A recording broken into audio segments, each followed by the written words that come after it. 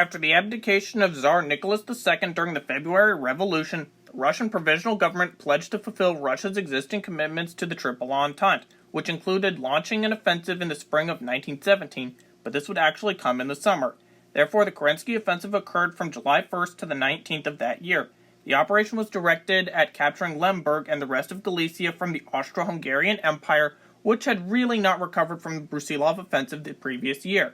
The initial offensive would see Russia, Romania, and the Czechoslovak legions do quite well against their enemies. Despite this, the offensive was a disaster for the Kerensky and Provisional Government, contributing to the July days, the Kornilov affair, and the collapse of the Provisional Government's popularity, as well as the end of the government in October of 1917. But what if, in an alternate timeline, the Kerensky offensive was successful against the Central Powers in July of 1917?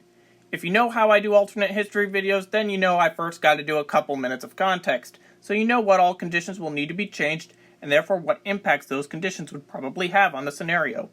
The initial Russian advance in the first days was large part due to the volunteer shock battalions, which were referred to as battalions of death within the Russian infantry. They were recruited and organized by the Provisional Government in the spring of 1917, but they were too few in number to hold the line against an effective German counterattack, and the irregular Russian infantry were a lot less reliable. The reason for this was that in the weeks after the Tsar's abdication, the Russian army began experiencing a rapid decline in discipline and willingness to continue the war. The reason for this was that in the weeks after the Tsar's abdication, the Russian army began experiencing a rapid decline in discipline and willingness to continue on with the war. The immediate effect of the loss of the monarchy and the weakness of the provisional government was the immediate undermining of the authority of the officer corps over the enlisted troops.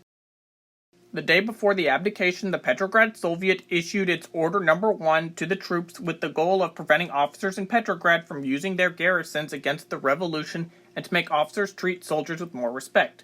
But it eventually reached the soldiers at the front lines and was interpreted by many soldiers to mean that they no longer had to obey their officers and could elect new commanders. Therefore, Russian soldier committees had been created to approve an officer's actions. Members of the pre-war officer corps, who were often members of the nobility, looked at the soldiers' committees with contempt, while those who had been promoted into officer ranks or volunteered for it during the war were able to more so mediate between these two groups.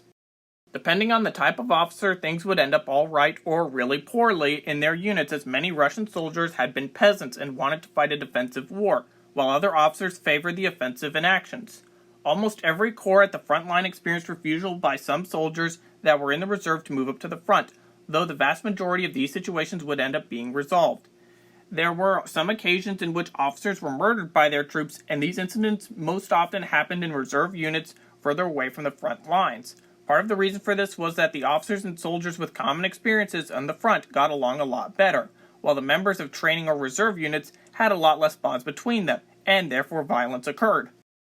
But there was another major problem with the Kerensky offensive. The shock battalions had been recruited from the best troops in the regular army. Therefore, the Russian regular army who was to follow the shock troops was therefore made up of less reliable troops, or at least those who were not as professional, without a greater incentive to fight. So once the shock troops ran out of steam, these regular troops would not hold up well against the German-led counterattacks, and the offensive would end up not achieving anything for Russia except thousands of dead bodies.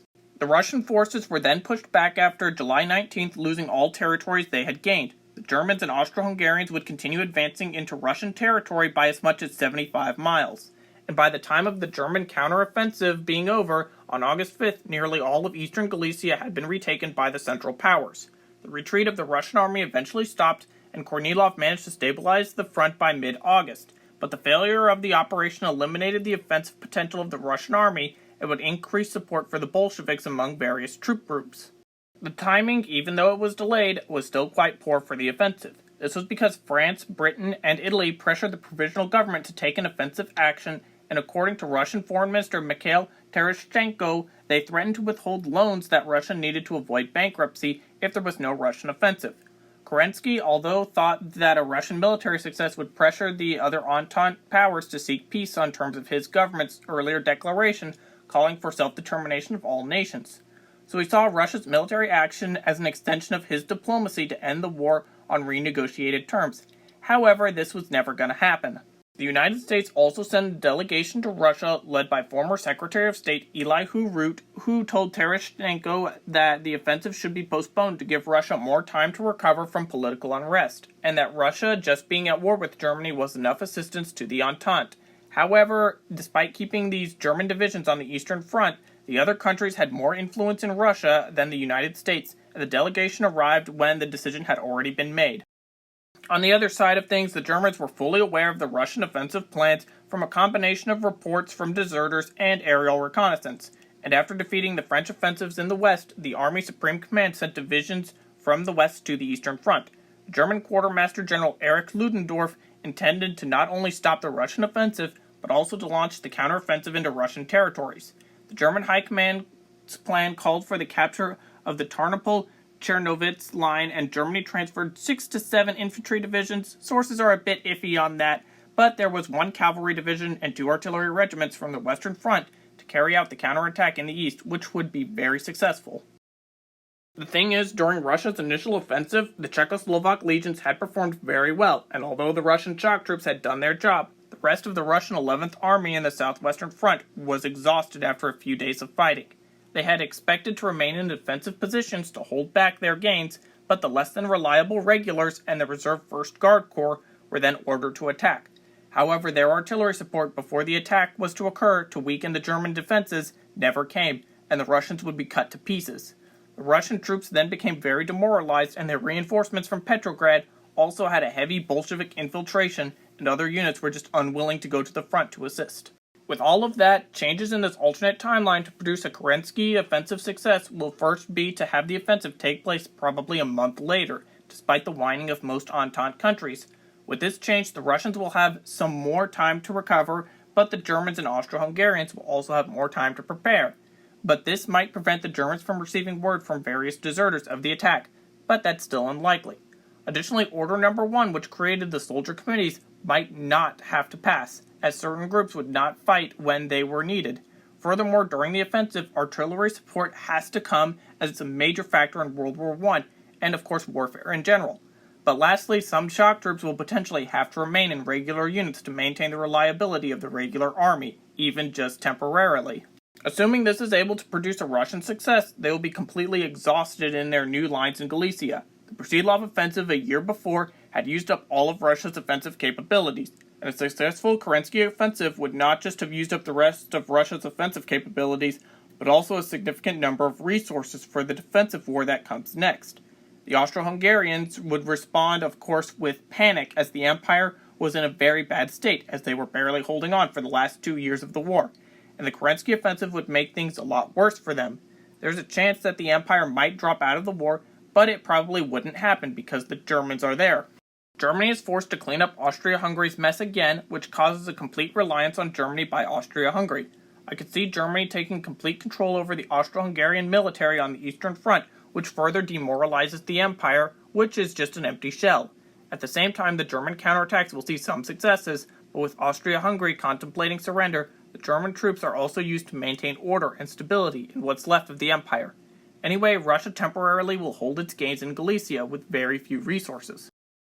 Although a successful Kerensky offensive would give more faith in the provisional government's ability to lead, the government would still have to deal with revolutionaries in the lead-up to the offensive, which could have hindered the military's capabilities, but the July days would have not happened or near to the same extent as they did in our timeline. But Kerensky is remaining in power for a little while longer, as the Bolsheviks aren't receiving the same amount of support as they did in our timeline. This is because with the successful Kerensky offensive, there are no July days and therefore no Kornilov affair, which all heavily boosted Bolshevik support. The Eastern Front for the rest of 1917 and 1918 would likely see the Central Powers eventually retake the Russian gains, but only having taken months of getting Austria-Hungary under control and allowing for the Russian fortification of their weakened lines. Eventually Russia would be forced from Galicia, as despite their better morale, revolutionary fever is still all around Russia and in the lines.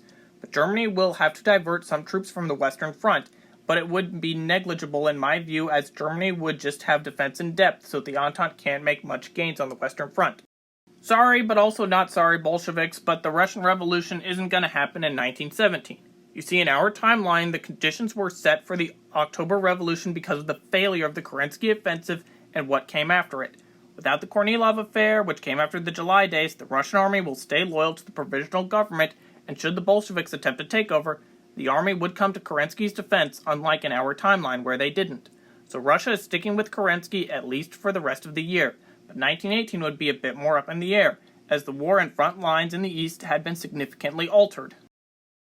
There would definitely be a larger German offensive into Russia after retaking Galicia, but again, Germany is using a lot more resources and manpower against the Russians, who are now waging a defensive war but are also exhausted. So the Germans will be making small gains against a weak but still sizable enemy. This is because although Russia used up much in making the offensive a success, it hadn't been a failure, so there's more men on the front lines. Anyway, Germany will eventually put the Kerensky government in a tight spot in 1918, but it will be several of the most crucial months in the later war. The future of Russia in this alternate timeline is very unknown, partially due to the closure of the Russian historical archives, but also because of the powder keg that is Russian politics has had several key moments removed, yet opportunities for others to arise at indeterminate times is still available.